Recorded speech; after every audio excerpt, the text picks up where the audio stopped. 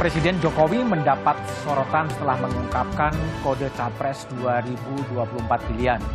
Jokowi menyebut wajah berkerut dan berambut putih adalah pemimpin yang memikirkan rakyat. Tidak hanya sekali, Jokowi kerap memberikan sinyal politik dukungannya, bahkan untuk ex-lawannya. Publik pun bertanya, siapa Capres pilihan Jokowi? Masihkah kuat suara Jokowi untuk mendukung pilihannya? Inilah Satu Meja The Forum, siapa si rambut putih pilihan Jokowi?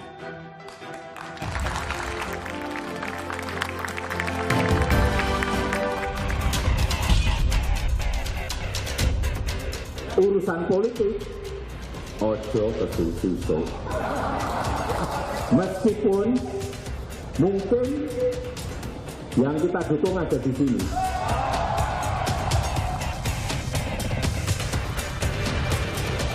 Pemimpin yang mikirin rakyat itu kelihatan dari penampilannya, dari kerutan di wajahnya.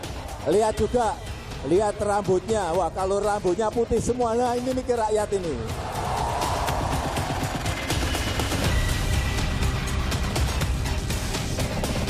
Kelihatannya setelah ini jatahnya Pak Prabowo.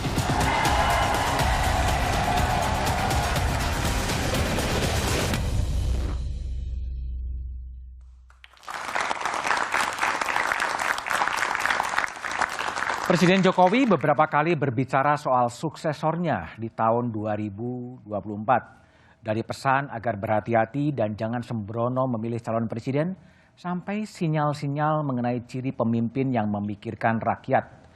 Sontak, diksi rambut putih jadi diskursus politik kontemporer.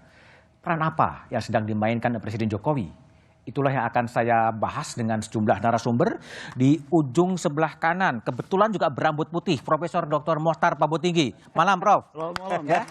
Kemudian di sebelah kanan saya ada politisi PDI Perjuangan Adian Napitupulu. Malam, Bang Adian. Malam.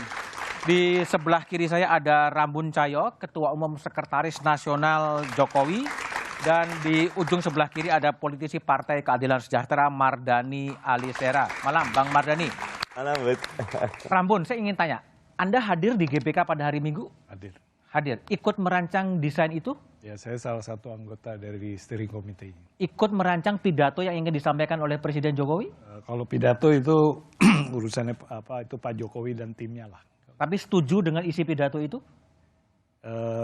Saya tidak melihat ada yang harus saya merasa keberatan nih. Merasa keberatan? Tidak. Tapi siapa yang Anda baca dengan diksi bahwa rambut putih dan kerutan dalam bacaan Seknas Jokowi? Ya, kalau dari sisi kita sih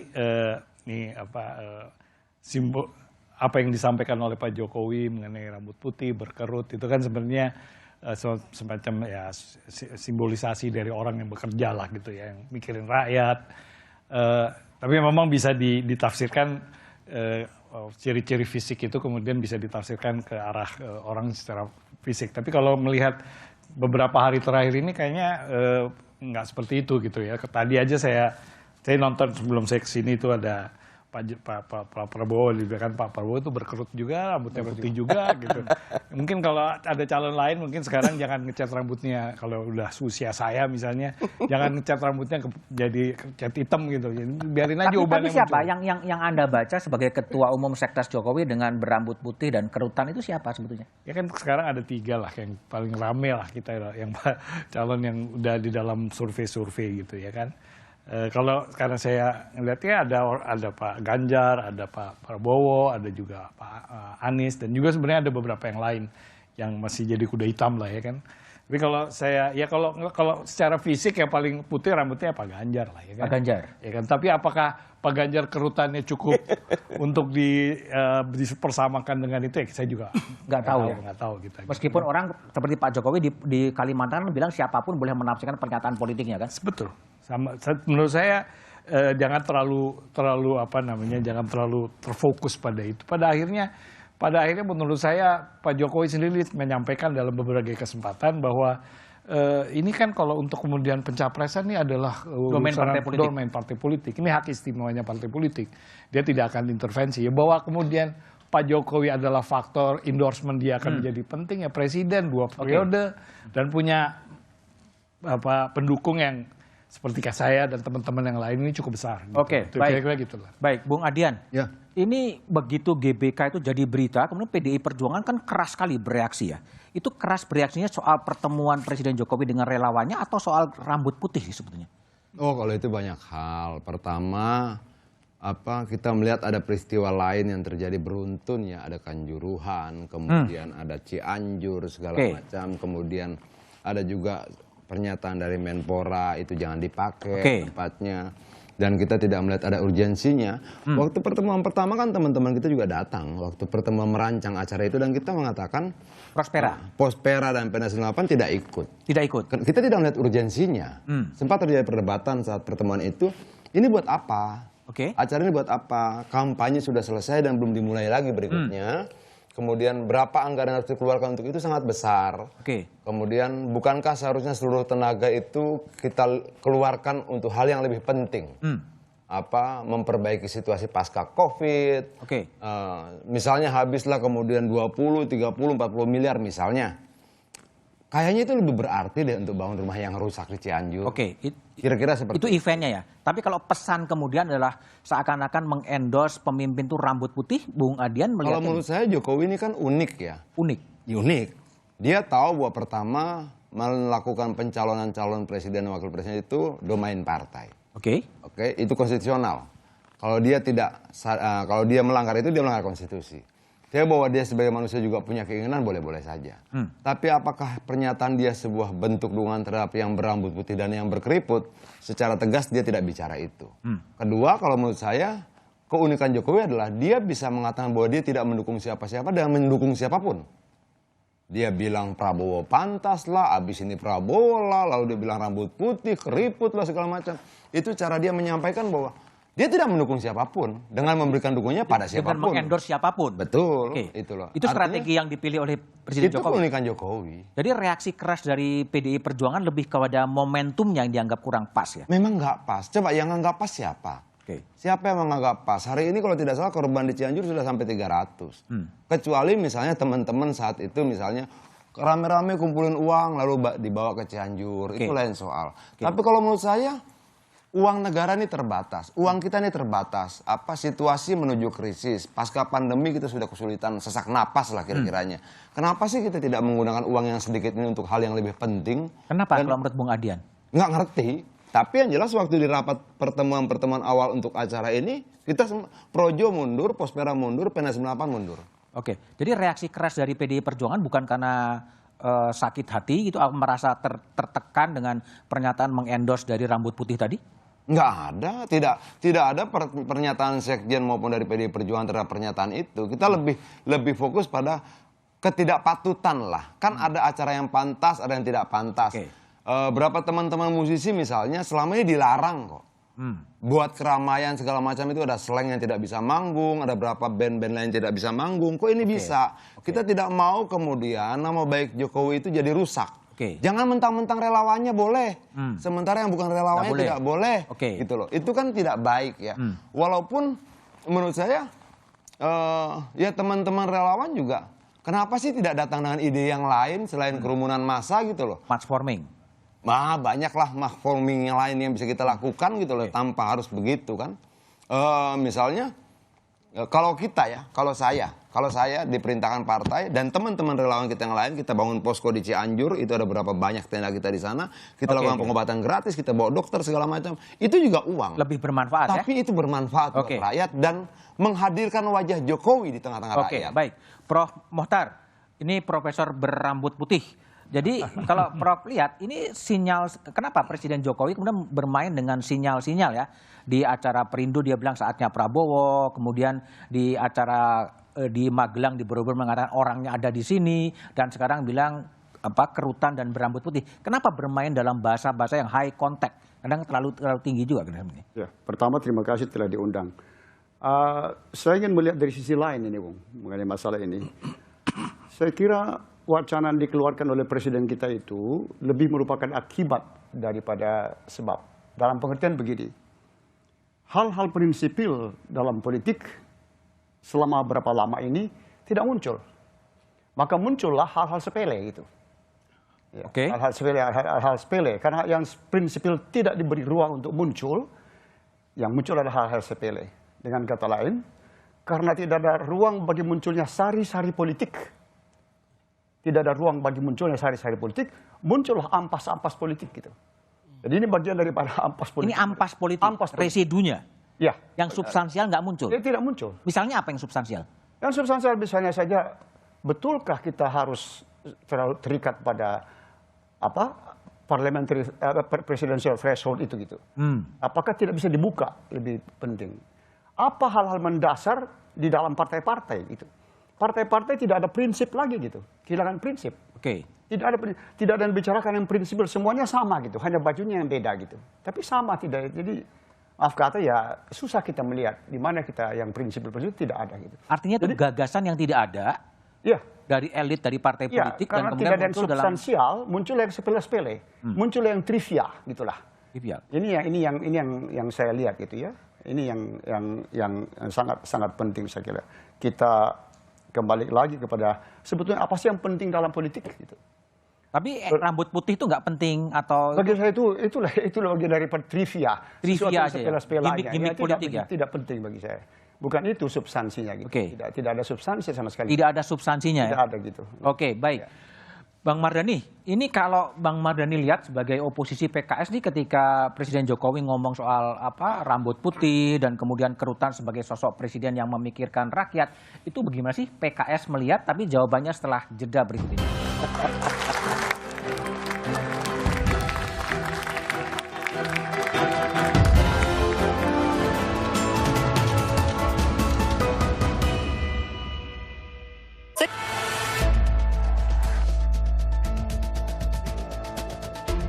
Sebuah pernyataan Presiden Joko Widodo ramai dibicarakan usai acara temu relawan Projo di Magelang akhir Mei lalu.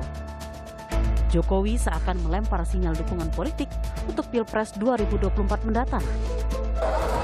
Jangan tergesa-gesa meskipun mungkin yang kita dukung ada di sini. Sinyal politik Capres 2024 Jokowi kembali muncul di awal November ini ketika hadir dalam perayaan ulang tahun salah satu partai politik di tanah air. Di pemilu presiden juga menang. Mohon maaf Pak Prabowo.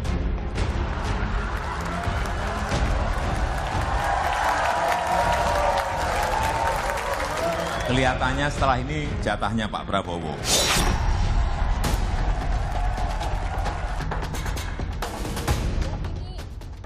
Begitupun dalam acara temu relawan Jokowi yang digelar di Stadion Utama Gelora Bung Karno belum lama ini. Jokowi kembali mengisyaratkan ciri-ciri calon presiden pilihannya. Kalau wajahnya celing, bersih, tidak ada kerutan di wajahnya, hati-hati. Lihat juga. Lihat rambutnya, wah kalau rambutnya putih semua, nah ini mikir rakyat ini. Pernyataan Jokowi menimbulkan polemik di masyarakat. Siapakah capres berambut putih pilihan Jokowi? Lantas, apakah ini hanya intrik politik Jokowi?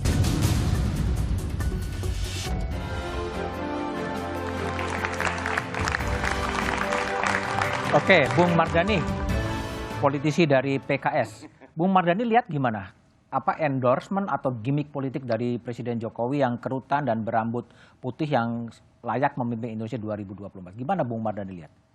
Saya coba simpulkan pakai bukunya John Mann, bagus tuh. Man of Contradiction. Man of Contradiction. Kenapa saya bilang contradiction? Ketika dalam format resmi Pak Jokowi selalu pakai pendekatan normatif bahwa urusan Pilpres itu urusannya partai politik. Kebetulan karena Pak Jokowi di PDIP tentu Bu Mega. Tetapi dalam banyak kesempatan buat saya genit itulah. Genit. Karena endorse yang tadi.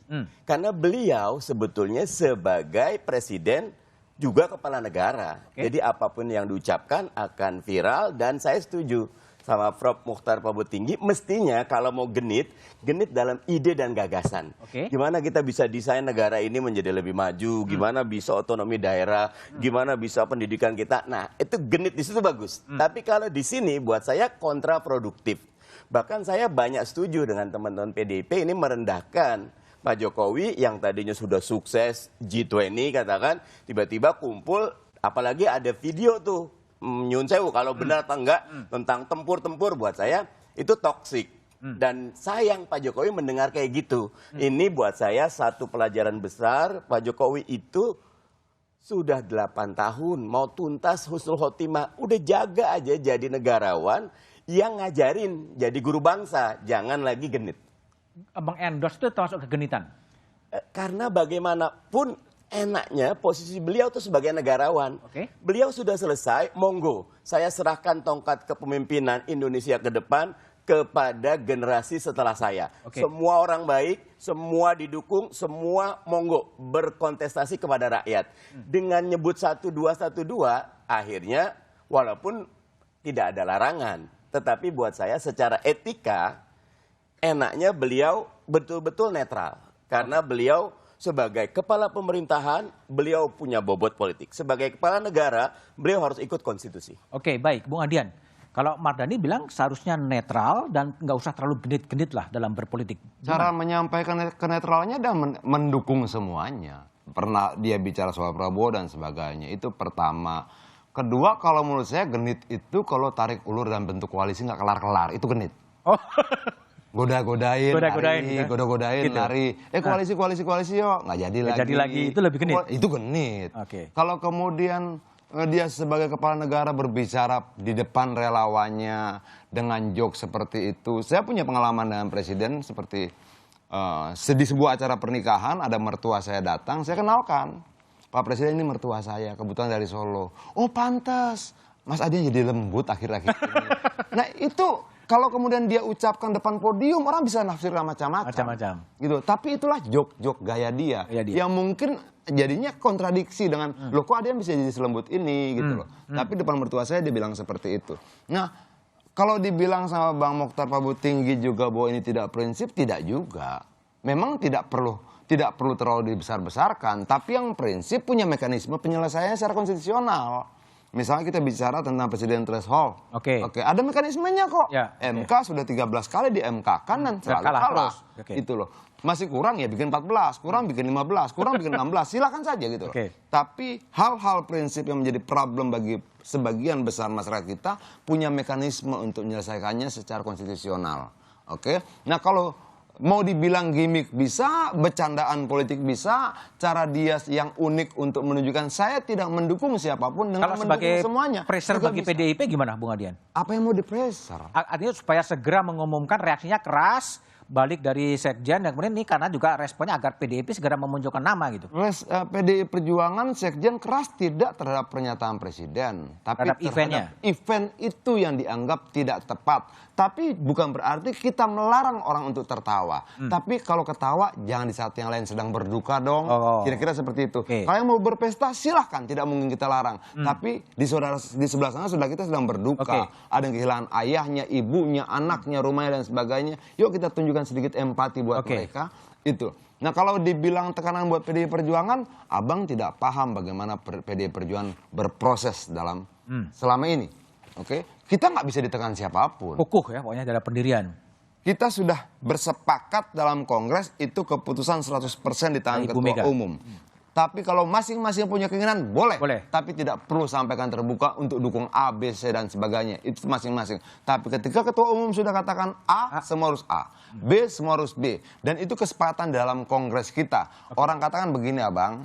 Siapa lagi yang menghormati kesepakatan yang kita buat selain daripada kita sendiri yang melakukannya. Jangan harapkan orang lain menghormati kesepakatan itu kalau kita yang membuatnya tidak menghormatinya. Lalu siapa yang bisa menekan PDI Perjuangan? Presiden Jokowi. Soeharto saja gagal menekan PDI Perjuangan. Baik. Bung Mukhtar, jadi setelah Presiden Jokowi menyebutkan rambut putih, ini implikasinya apa terhadap partai-partai politik itu sebetulnya? Ya, saya kira pada partai politik itu ada semacam secara tidak langsung ya, seperti tersinggung gitu. Tersinggung? Seperti tersinggung. Jadi ada seperti dimasuki wilayahnya gitu ya. Ya katakan hak prerogatifnya gitu. Ketua-ketua umum partai misalnya ya selalu mempertahankan hak prerogatif partai politik. Tapi kalau menurut saya, pandangan seperti itu juga mengandung keterbatasannya sendiri gitu. Bahkan mengandung bisa sifatnya bunuh diri gitu. Bunuh diri? Ya, dalam pengertian begini. Hak prerogatif itu yang tertinggi adalah hak prerogatif masyarakat, publik, menentukan siapa yang mereka suka gitu. Yang telah disodorkan oleh partai. Ya, kalau partai atau ketua umum partai tidak mengindahkan itu, maka dia sebetulnya mengarah-arah kepada bunuh diri gitu. Ini yang harus diperhitungkan gitu. Hak prerogatif yang tertinggi adalah hak rakyat menentukan siapa yang dia suka gitu. Ini yang harus jadi ada semacam terlalu besar melebih-lebihkan hak prerogatif ketua umum. Tapi mereka sendiri tidak menyadari bahwa yang paling menentukan adalah rakyat pada akhirnya. Dan dalam proses pada akhirnya itu ada proses ya jeda pendapat lah. Itu bagian daripada proses yang menuju pada kesimpulan. Yang Prof Mokhtar baca dari kritik keras atau kecaman dari PDI Perjuangan terhadap event di Gelora Bung Karno apa dampak dari hubungan antara Pak Jokowi dengan PDI? Ya kalau saya membacanya dan ini agak awam ya, saya tidak berada di dalam, saya merasa bahwa ada semacam kalian masuk ke wilayah kami gitu. Yang tidak boleh kalian masuk. Ini otoritas kami, ini punya kami. Jangan masuk. Tetapi itu yang mengesahkan itu bagi saya itu pendek gitu. Ya, jadi semacam miopia gitu. Pendek. Ada hal yang lebih penting diperhitungkan. Rakyat maunya apa gitu. Siapa yang mereka suka. Apa yang mereka gandrungi gitu. Tokoh-tokoh mana yang mereka. Kalau kita mau berpikir ke depan. Itu juga saya mengatakan hal prinsipil bukan hanya dalam soal ambang batas presiden. Juga dalam adakah demokratisasi di dalam partai-partai. Adakah demokratisasi dalam pemilihan orang-orang yang akan menjadi calon-calon presiden? Tapi kalau Bung Mokhtar menanggapi dari Bang Mardhani tadi mengatakan ada kegenitan politik dari Presiden Jokowi ketika bicara di relawan-relawan, Anda lihatnya gimana? Bagi saya tidak dekat-dekat juga gitu ada kegenitan-kegenitan. Bagi saya itu trivia. Hal yang sepele. Untuk apa sebetulnya? Tapi publik senang ya dengan gituan ya? Ya itulah. Kita membuat masyarakat kita menjadi vulgar dalam hal politik. Itu sebetulnya kita harus elakkan. Kita harus berpolitik secara berkualitas, bermartabat. Ini yang saya kira yang hilang gitu. Bung Rambun, tadi kritik dari PKS ada kegenitan-kegenitan, ada man of contradiction dari Presiden Jokowi. Sebetulnya apa sih yang disetting oleh relawan-relawan pada waktu itu? Nggak ada setting-settingan lah gitu. Maksudnya jangan terlalu ngerasa bahwa relawannya hebat-hebat banget gitu bisa nentuin presiden ya. Apa yang mau diomongin sama presiden. Tapi saya mungkin sedikit nanggapin mengenai peristiwa. Jadi saya terima kasih atas kritiknya. Tapi menurut saya juga kemarin kalau kejadian ini saya mau supaya fair juga buat teman-teman yang menyelenggarakan ini ya. Pertama mengenai Cianjur, memang peristiwa itu kita sudah rencanakan dan kita harus lakukan itu. Itu yang pertama. Yang kedua, kalau soal sumbangan itu jadi acara itu kita melakukan ada, makanya setelah itu teman-teman pergi ke Cianjur. Kalau ditanya teman-teman lebih baik buka pos-pos, banyak dari relawan organisasi yang ikut hadir maupun yang tidak hadir itu membuat pos-pos, termasuk Seknas Jokowi ada di sana, ada Pertiwi dan yang lain-lain juga. Jadi apa yang disampaikan itu kita lakukan juga. Jadi terima kasih. Meskipun dalam beberapa unfortunately sayangnya waktu kita ngelakuin itu udah ada kejadian di tengah jalan peristiwa Cianjur. Tapi anyway saya mau tanggapin yang kedua mengenai soal kita tuh memang kemarin itu terfokus pada soal rambut putih, soal pelindung berkerut. Padahal pesannya Pak Jokowi kalau kita lihat pidatonya, dan ini yang dia sampaikan beberapa kali kepada kita dalam berbagai pertemuan, concern dia mengenai soal ini udah mulai tahun politik, dia khawatir peristiwa pada 2019 itu jadi kenapa kita pakai slogan Nusantara Bersatu itu salah satunya. Tenggelam tapi isu Nusantara Bersatu ya? Ya, terlepas daripada itu, tapi kan kita nggak bisa kontrol. Karena ini kan orang ngelihatnya yang putihnya itu. Jadi memang saya nggak bisa nyalahin juga, tapi isi dari pidatonya Pak Presiden itu menyangkut soal G20, banyaklah hal-hal yang menurut saya yang paling penting juga adalah soal keberlanjutan.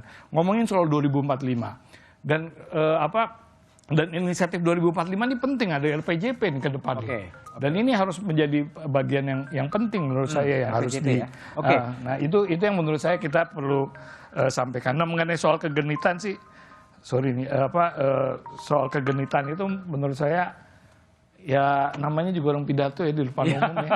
Panggung ya? Ada gimmick-gimmick sesuatu yang dan gayanya Pak Jokowi ya begitu. Baik. Gitu Baik, Prof. aja. Prof. Mokhtar lihat tadi kritik dari PKS kan mengatakan menjabat presiden sebagai kepala pemerintah dan kepala negara dan kemudian mengendorse itu sebenarnya dari sisi etika itu lumrah atau enggak sih? Tapi analisanya setelah jeda berikut ini.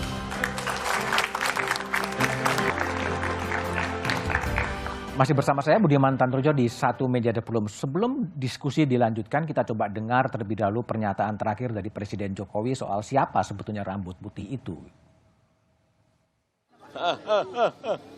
Ya ditafsirkan apapun silahkan. Tetapi memang dalam orang bekerja, itu kalau kerjanya sungguh-sungguh, kalau kerjanya kerja keras, itu pasti akan mempengaruhi fisiknya.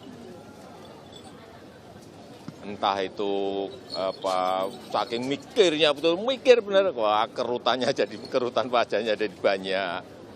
Termasuk juga rambut, tapi rambut putih kan banyak banget. Pak Basuki itu rambutnya putih, Pak Hatta Rajasa rambutnya putih, Pak Ganjar juga rambutnya putih. Siapa lagi yang rambutnya putih? Prabowo enggak, Pak? Pak Prabowo juga rambutnya agak putih. Tadi saya sudah sampaikan sudah saya cek ya ke Pak Prabowo, apakah beliau memiliki kerutan di wajahnya, ternyata punya. Kerutan wajahnya ada. Kemudian saya cek rambutnya ternyata juga ada putihnya. Sebagian sudah ada putihnya. Artinya seperti yang saya sampaikan. Itu. Ya. Oke.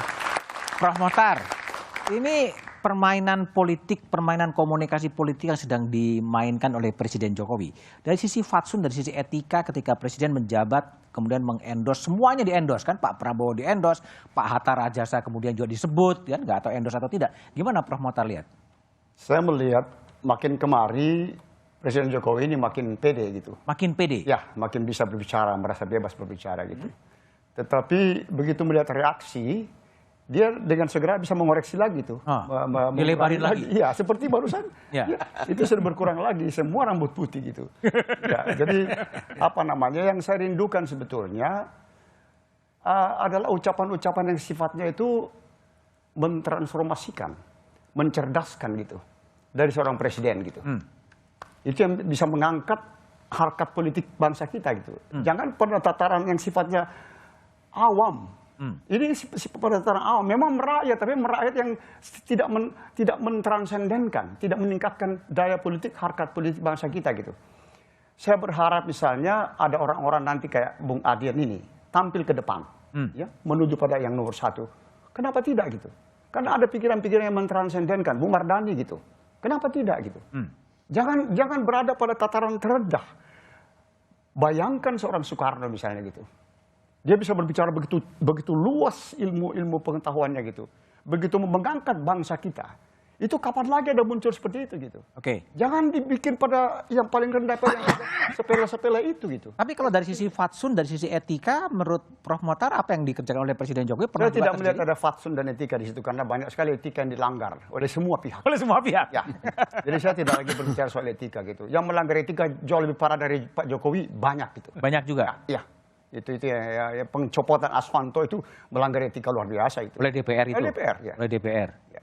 Okay. Jadi hal-hal seperti itu bagi saya tidak jadi. Tapi saya melihat makin pede beliau. Tapi cuma rasa pedenya itu mana yang mentransendenkan gitu, mana yang mencerdaskan, mana yang lebih meninggikan akal budi bangsa kita, politik, visi politik bangsa kita yang menjadi lebih baik. Okay. Itu yang saya tidak lihat. Bung Adian, sebetulnya kalau dibaca secara tersurat dari pernyataan Presiden Jokowi, apakah rambut putih, memikirkan rakyat, itu bukan sebuah concern, kegelisahan dari Presiden Jokowi soal kesinambungan polisi-polisi yang sudah dikerjakannya sebetulnya? Harusnya hendaknya begitu atau gimana sebenarnya? Kalau menurut saya sederhana saja. Kita bisa menafsirkan apapun pernyataan dia.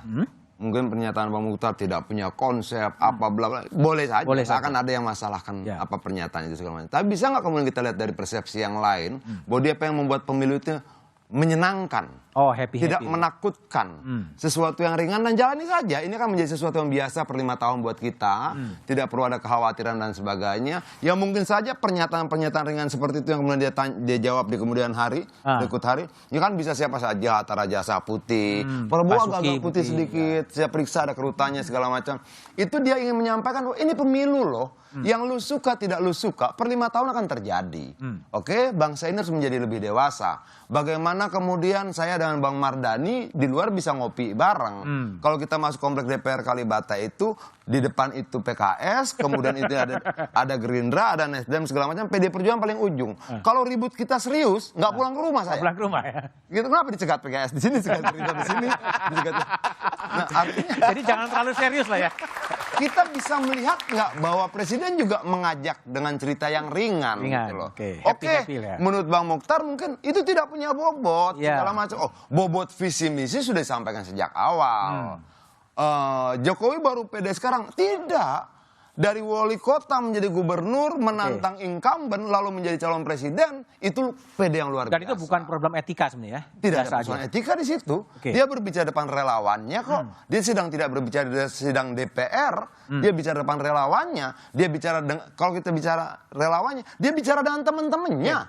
Dengan pendukung-pendukungnya dan hadir secara informal, bukan dalam membaca pidato kenegaraan di DPR, tidak gitu loh. Jadi tidak ada sesuatu yang luar biasa. Dilanggar etika, tidak ada. Tidak ada. Oke, baik. Bung Mardhani, tadi Anda sempat menyinggung juga ada problem etis ketika mengendorse dalam tanda petik. Gimana? Ada penjelasannya apa?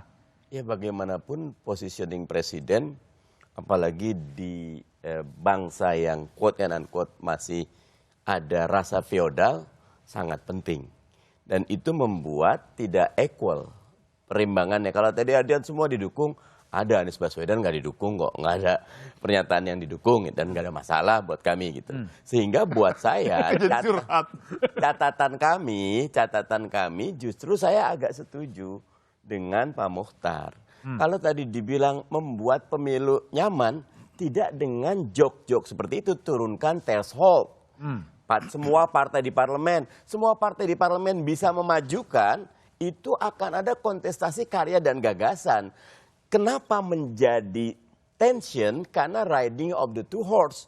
2014 dan 2019 cuma 2 pasang calon. Ketika 2 pasang calon, pembelahan. Kalau sekarang jok-jok itu disampaikan yang buat saya juga tidak menarik dan tidak lucu-lucu amat gitu loh. Dan saat yang sama tidak ada upaya untuk membuat lebih dari 2 pasang calon, kita akan masuk ke lubang yang sama. Kembali ke problem etika. Ada problem etika nggak ketika mengendorse semuanya, meskipun tadi Mas Anies nggak disebut gitu? Buat saya tetap, karena beliau masuk ke wilayah yang sebetulnya itu domainnya partai politik. Dan partai politik sekarang sedang melakukan komunikasi yang intens. Bagaimanapun dengan komen-komen seperti itu, mau tidak mau Presiden bicara ini loh. Akhirnya ada energi yang dibuang. Buat kami, karena Kompas ini sudah mengatakan tidak lebih dari 15% endorse Jokowi, sebetulnya udah put aside, udah nggak penting kok Pak Jokowi. Kami akan terus jalan dengan koalisi perubahan ini. Tetapi bagaimanapun itu menjadi riuh rendah. Dan riuh rendahnya bobot intelektualnya, bobot spiritualnya, bobot transendennya ada catatan besar tadi. Oke, Bung Rambun. Jadi kalau lihat di GBK kemarin, ini sebenarnya masih ada relawan yang tidak bergabung kan? Ya ada pasti. Itu apa? Tanda sebuah apa? Pecah kongsi atau memang punya event sendiri atau apa yang terjadi sebenarnya? Ya tadi saya sebenarnya Adian tadi udah ngomong ya bahwa ada pilihan, ada pandangan yang berbeda-beda. Jadi Pospera misalnya punya ini, Projo punya alasan yang lain. Jadi menurut kita sih nggak ada masalah. Mungkin kita dan memang ya relawan ya seperti itu gitu, bahwa memang masih banyak yang mau hadir ikutan masuk di dalam kepanitiaan dan segala macam, ya itu juga realitas bahwa orang masih mau tetap mendukung Jokowi dengan jumlah orang yang hadir dan segala macam. Jadi menurut saya memang kalau petanya terakhir seperti apa peta relawan? Ya, betul-betul bebas juga sebetulnya. Peta relawan seperti itu. Tapi seperti itu tuh gimana pecah gitu? bukan pecah juga enggak, kita juga nggak pernah memang benar-benar bersatu satu komando juga nggak pernah ada juga. Ini malah mau dia disuruh-suruh sama yang lain. Ini masing-masing punya ininya sendiri-sendiri dan macam-macam orang ya kan. Tapi menurut saya salah satu yang paling penting ini adalah memang kalau kemarin kalau kesan yang paling kuat adalah masih Pak Jokowi ini bisa perintah lah. Bisa perintah pada relawan. Jadi kalau sekarang orang pada khawatir, memang ya mungkin ya endorsement bisa dari soal etika. Saya sih nggak mau diskusi soal itu lah. Tapi pada akhirnya ini kan kekuatan real. Kalau nggak gini orang pada nggak ribut. Oke. Ya kan? Karena apa? Memang ada kekuatan real. Kekuatan real relawan. Dan kekuatan real ya bukan ya relawan paling nggak. Ini kan pemilihnya Pak Jokowi kan lumayan gede. Ya kan? Yang setia masih banyak. Paling nggak yang setia 15% banyak itu kalau dibanding dengan jumlah ini. Tapi maksud saya adalah ya kemungkinan endorsement karena kita sendiri ini terus terang aja kalau buat saya, buat kami juga kalau ditanya ya kita tunggu perintah Pak Jokowi. Pak Jokowi, ya kita bilang kita satu komando. Sama Pak Jokowi. Kalau Pak Jokowi dukung mana kita jalani atau paling nggak kita bisa punya pertimbangan gitu. Jadi kita nggak ada tuh. Cuman itu yang mempersatukan kita nih sekarang itu. Baik. Soal konsep apa segala macam ya nanti itu kita bisa bicarakan. Ya, kalau relawan-relawan ini kemudian solid mendukung siapa yang akan ditunjuk ditunjuk sebagai calon presiden, ini merupakan juga jadi ancaman bagi PDIP atau enggak? Tapi jawaban Adian setelah jeda berikut ini.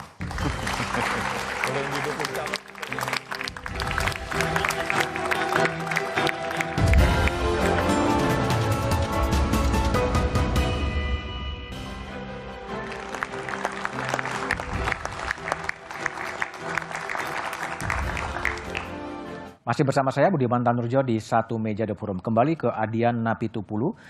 Relawan kelihatannya solid menunggu perintah dan arahan dari Presiden Jokowi. Gimana PDIP menyikapi sikap-sikap relawan yang sangat tunduk kepada perintah Presiden itu? Ya relawan seperti itu tidak mengerti konstitusi. Orang Presiden tidak bisa mencalonkan siapa-siapa.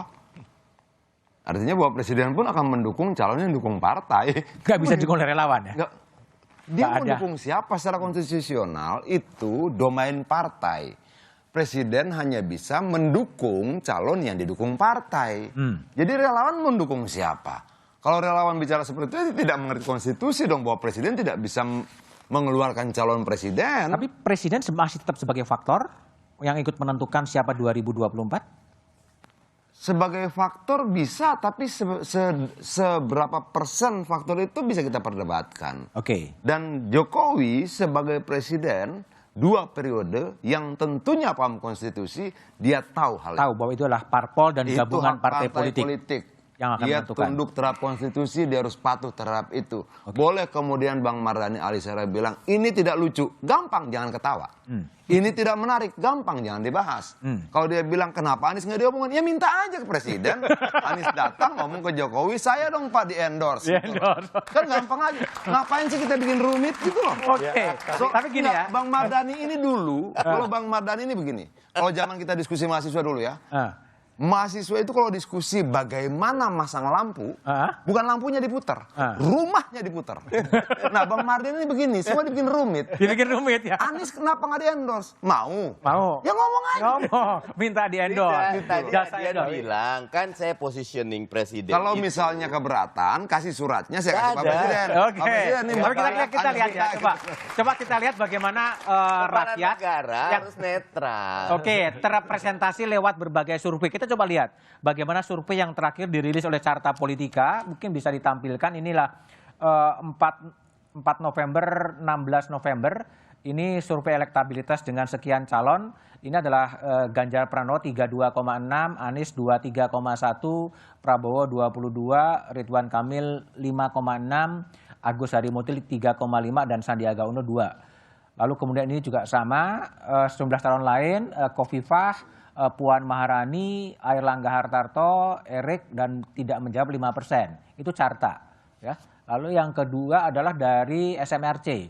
Ini sama 26,7 Prabowo untuk Ganjar, Prabowo Subianto 18,6, Anies 17, Ridwan 3,7, calon lainnya 3 yang tidak jawab masih 13,1%. Dan ini dari Litbang Kompas yang 24 September, ini Ganjar 23,2, Prabowo Subianto 17,6, Anies Baswedan 16,5, Ridwan Kamil 8,5, Sandiaga Uno 2,5, Andika 2,3, dan Agus Harimurti Yudhoyono 2,2. Ini sejumlah calon-calon lain masih di angka sekitar 1, dari Tri Risma sampai kepada Muhaimin Iskandar, dan Ganjar masih unggul.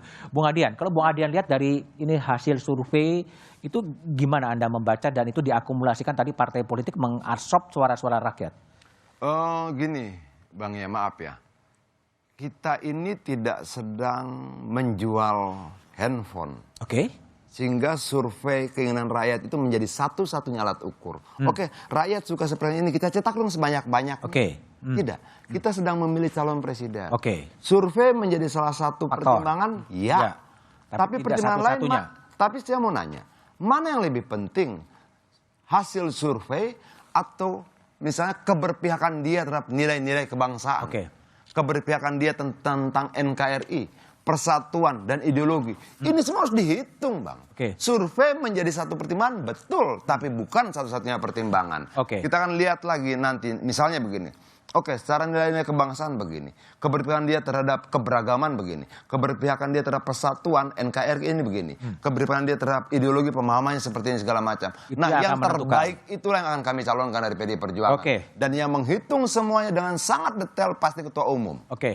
Baik. Bung Mardhani, Bung Mardhani lihatnya gimana sih? Tadi kan selain menyebut Mas Ganjar, kemudian juga menyebut memberikan angin kepada Pak Prabowo, ada juga menyebut Pak Basuki. Kalau PKS melihat nih komunikasi politiknya Presiden Jokowi ditafsirkan seperti apa? Saya melihatnya Pak Jokowi tentu personally ingin yang melanjutkan yang continuity. Dia banyak membangun infrastruktur. Peluang mangkraknya gede juga nih. Kalau nanti yang kepilih adalah antitesa atau yang tidak mendukung ini. Nah, buat kami haknya Pak Jokowi. Silakan saja. Tetapi kita juga melihat publik perlu dicerdaskan. Kita perlu pemimpin yang punya basis intelektualitas yang kuat. Bukan sekedar kerja atau membangun hal yang physically. Tapi bagaimana nilai-nilai itu, bagaimana pendidikan kita. Contoh misal, kalau balik lagi tentang IKN, ketimbang IKN lebih baik membangun 10 pusat Center of Excellence di seluruh Indonesia. Itu akan jauh membuat ICOR kita naik. Itu akan membuat pertumbuhan ekonomi kita kokoh. Tentu ya monggo. Nah, karena itu kontestasi karya dan gagasan. Lagi-lagi itu buat saya menjadi tidak kontestasi karya dan gagasan, tapi kontestasi kebisingan. Mau rambut putih kah, mau ternak kalajengking waktu itu. Buat saya sesuatu yang mendowngrade sebetulnya. Mendowngrade. Bung Mohtar, jadi kadang mengendorse Pak Ganjar, kadang mengendorse Pak Prabowo, kadang mengendorse kemudian Hatta Rajasa atau kemudian Pak Basuki. Dalam kacamata Pak Mohtar sebetulnya apa yang sedang dimainkan oleh Presiden Jokowi? Semata-mata mengendorse begitu saja atau memang ingin menjadi sebuah faktor yang ikut menentukan arah politik ke depan? Saya kira kalau saya mau jujur tidak bunglon di situ.